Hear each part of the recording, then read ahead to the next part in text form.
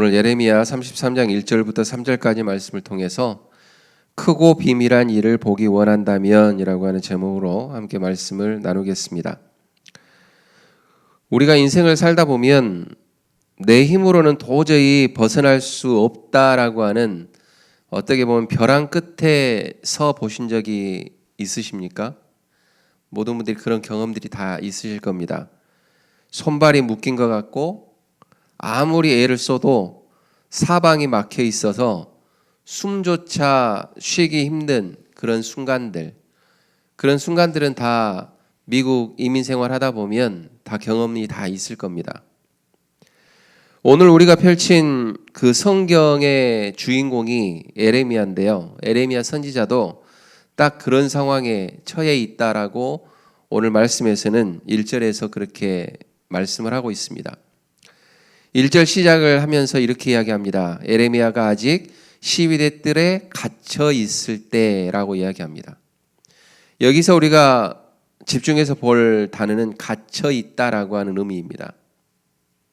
그냥 예레미야가 시위대 뜰, 그냥 뜰 잔디밭이라고 하는 그 뜰에 앉아서 평온하게 있는 게 아니라 그냥 시위대 뜰에 갇혀 있다라고 하는 그 말을 하는 거 보면 지금 예레미야는 지금 차디찬 시위대 그 뜰 안에 있고 상당히 긴장하고 있는, 공포감에 사로잡혀 있는 그러한 어떤 심리적인 것을 암시하고 있는 그러한 말씀입니다.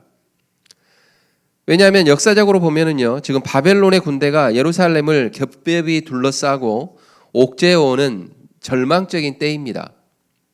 그리고 나라의 운명은 등불 앞에 바람과 같았고 또 선지자 개인의 어떤 자유조차도 완전히 박탈된 상태, 그런 상태에 지금 예레미야가 처해 있다라고 하는 것을 보여주고 있다라고 하는 거죠.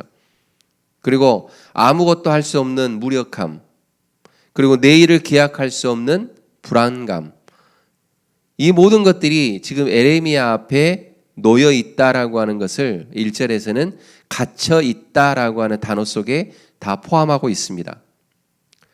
그런데 성경은 참 놀라운 사실을 또 기록합니다. 예레미야가 아직 시위대 뜰에 갇혀 있을 때에 라고 이야기하면서 바로 이어지는 문장이, 너는 지금 그 시위대 뜰 안에 갇혀 있지만, 바로 뭐라고 이야기합니까? 여호와의 말씀이 그에게 임하였다. 지금 갇혀 있는 상황, 공포감에 사로잡혀 있는 그런 상황임에 또 불구하고 하나님은 그에게 말씀을 하고 있다라고 하는 것을 1절에서 이야기를 하고 있다라고 하는 거죠. 그래서 세상은 우리를 한계라고 하는 어떤 감옥에 가둘 수는 있습니다. 질병이라고 하는 감옥, 그리고 경제적이라는 어떤 결핍이라고 하는 감옥, 그리고 인간관계의 갈등이라고 하는 감옥, 이런 감옥에 우리를 가둘 수는 있습니다. 하지만 우리가 기억해야 할 것은 세상의 그 어떤 창살도 하나님의 말씀이 우리에게 임하는 것은 막을 수가 없다라고 하는 것을 예레미야 33장 1절에서는 우리들에게 말씀을 하고 있는 겁니다. 지금 예레미야에게는 공포스럽고 상당히 마음적으로는 쫓기는 상황이고, 그럼에도 불구하고 하나님의 말씀이 임했다, 그에게 임했다라고 하는 것 자체가, 우리가 그러한 상황에 처해 있다 할지라도 하나님 말씀은 늘 우리와 함께 한다라고 하는 것을 암시한다라고 하는 거죠. 이렇듯 예레미야에게 말씀이 임하셨던 것처럼 우리가 가장 깊은 절망의 자리에 갇혀 있을 그때가 바로 하나님의 은혜가 가장 깊게 임하는 순간임을 우리는 기억하셨으면 좋겠습니다. 그렇기 때문에 믿는 사람들은 그런 절망이 있다 할지라도 절대 쓰러지거나 나약해지거나 무엇인가를 포기하거나 그런 경우가 없어야 됩니다. 왜냐하면 하나님은 늘 오늘 예레미야에게 이야기하는 것처럼 하나님의 말씀이 네가 힘들고 어렵고 그런 공포감에 쌓여 있다 할지라도 하나님의 말씀은 늘 너와 함께하고 있다, 늘 존재한다 라고 하는 걸 이야기하는 것처럼 우리들에게도 동일하게 끊임없이 하나님은 우리들에게 속삭이고 계시기 때문에 그렇습니다. 그렇기 때문에 하나님은 그 뒤에서 하나님의 말씀이 그에게 임했다라고 이야기하면서 어떻게 임했느냐라고 하는 걸 2절에서 또 이야기를 합니다. 하나님은 시위대 뜰에 갇혀 한숨 짓는 그 에레미야에게 자신이 먼저 누구인지를 먼저 선포하죠. 2절 말씀을 한번 우리가 다 함께 한번 읽어볼까요? 2절입니다. 시작. 이를 행하시는 여호와, 그것을 만들며 성취하시는 여호와, 그의 이름을 여호와라 하는 이가 이와 같이 이르시도다 라고 이야기합니다. 하나님은 단순히 보좌에 앉아 예레미야가 처해 있는 그러한 상황, 그리고 우리가 갖고 있는 그러한, 우리에게 처해 있는 그러한 상황들, 그러한 것들을 그냥 구경만 하고 계시는 분이 아니다라고 2절에서는 분명하게 이야기합니다. 뭐라고 이야기합니까? 하나님은 일을 행하시는 분이시다라고 이야기합니다. 그리고 그 계획을 만드실 뿐만이 아니라 그거를 성취하시는 분이 하나님이시다라고 이야기를 하고 있죠. 출애굽 때 우리가 이스라엘 백성 앞에 그 홍해가 막혀 있을 때를 우리는 기억합니다. 뒤에는 애굽의 병사가 추격해 옵니다. 그 상황에 보면 인간의 눈으로 볼 때는 완벽하게 갇혀 있는 상태이고 갇혀 있는 자리입니다. 앞에는 홍해가 있죠. 건널 수 없습니다. 그런데 뒤에서는 우리를 해하려고 하는 애굽 병사들이 계속해서 쫓아옵니다. 그럴 때에 그 이스라엘 백성들은 앞이 답답했을 겁니다. 그러나 그때 하나님은 무엇을 하셨습니까?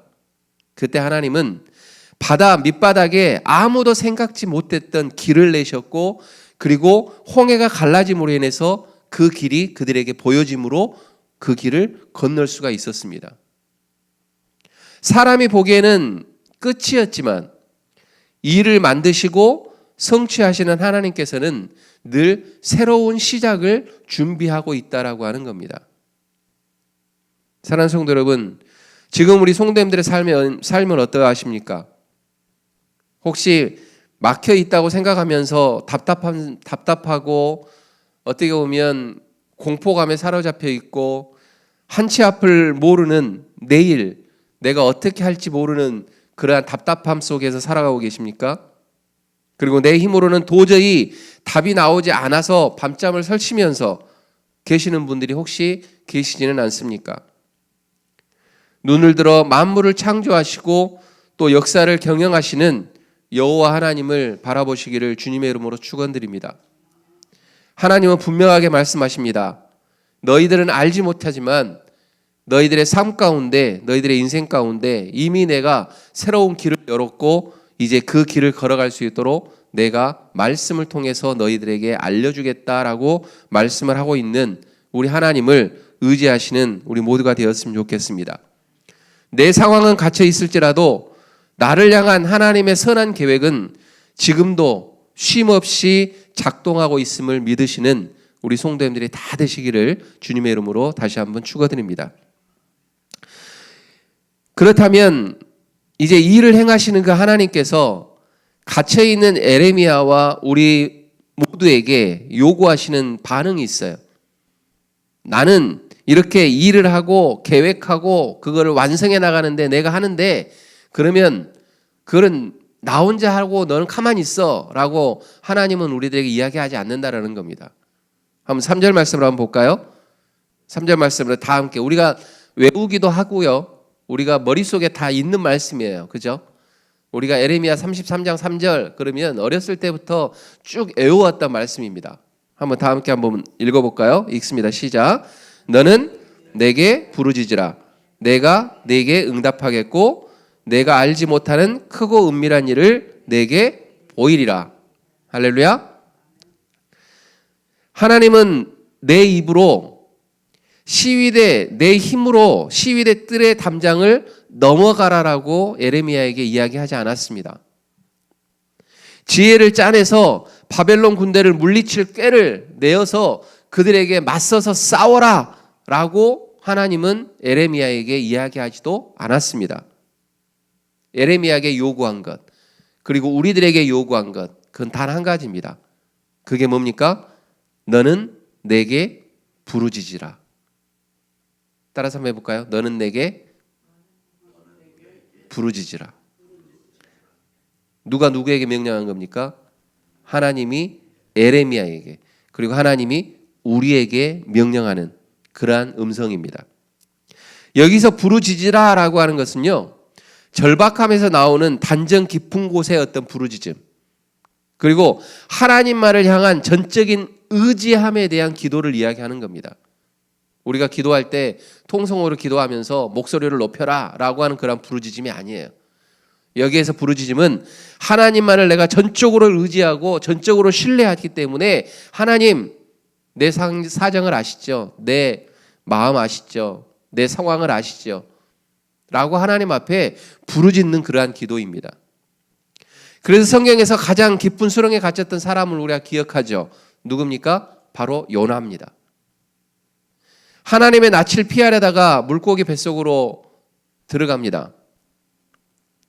누가 말할 때는 피신이라고도 이야기하고 그냥 그러다 보니까 물고기 뱃속에 들어갔다는 말도 하기는 해요.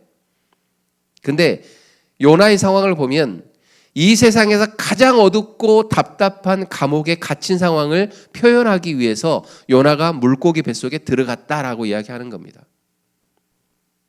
생명의 희망이 완전히 꺼진 그곳에서 요나가 한 것이 딱 한 가지가 있습니다. 그게 뭐였죠? 여호와께 부르짖은 겁니다.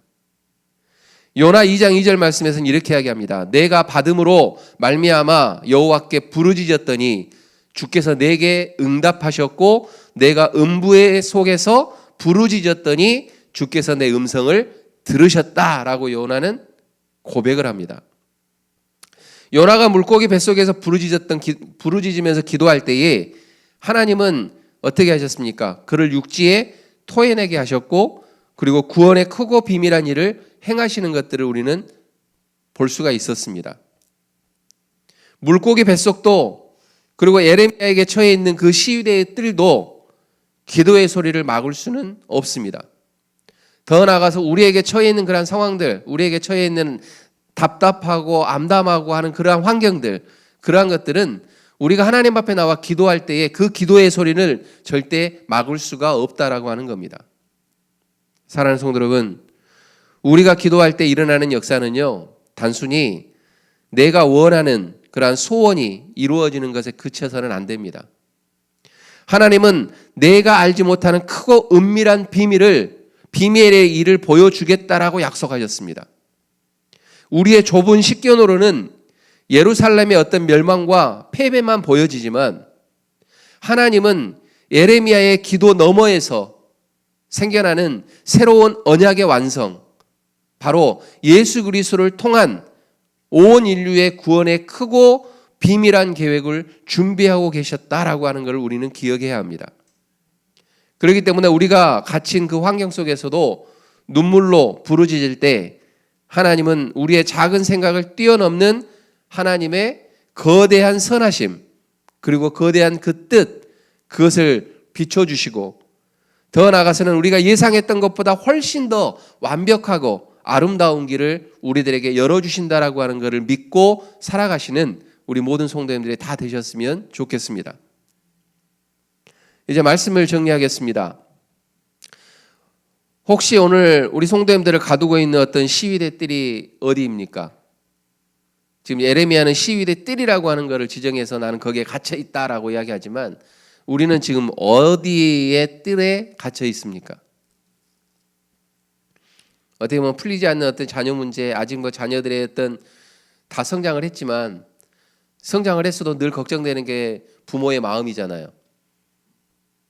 그런 마음이 아직도 우리한테 있어서 걱정이 되는 건지, 아니면 이제 연세를 들어가다 보니까 건강의 문제 때문에 항상 고민하고 걱정하는 그러한 마음이 있는지, 더 나아가서는 이제 우리가 신앙생활하면서 영적인 어떤 침체라든지 어떤 나의 어떤 영적인 신앙생활에 있어서 어떤 답답함이라든지 그런 것들이 우리 안에는 분명히 하나씩은 있을 거예요. 그럴 때마다 우리는 그 갇힌 자리를 원망하거나 낙심하면서 허송세월 시간을 보내서는 안 됩니다. 그곳은 하나님이 여러분들을, 우리 성도님들을 버리신 것이 아니라 그 자리에서 하나님은 계속해서 일을 하시고 행하시면서 말씀을 우리들에게 하시는 자리다라고 우리는 기억을 하면서 그 말씀에 우리는 귀를 기울여야 한다라는 겁니다. 하나님께서 우리 성도님들에게 말씀합니다. 너는 내게 부르짖으라. 이렇게 말씀하시면서 초청하시고 거룩한 기도의 처소로 우리들을 부르고 있다라고 하는 겁니다. 오늘 이 시간 내 한계와 절망을 바라보던 그 시선을 거두시고 이제 일을 만들며 성취하시는 신실하신 하나님을 향해서 목소리를 높이는 우리 모든 성도님들이 다 되시기를 주님의 이름으로 축원드립니다. 우리가 주님 앞에 엎드려서 부르짖을 때 하나님께서는 닫혀있던 하늘문을 열어주십니다. 그리고 우리의 상상을 초월하는 하나님의 선한 뜻, 크고 비밀한 구원의 역사를 반드시 우리의 눈으로 보게 하실 것입니다.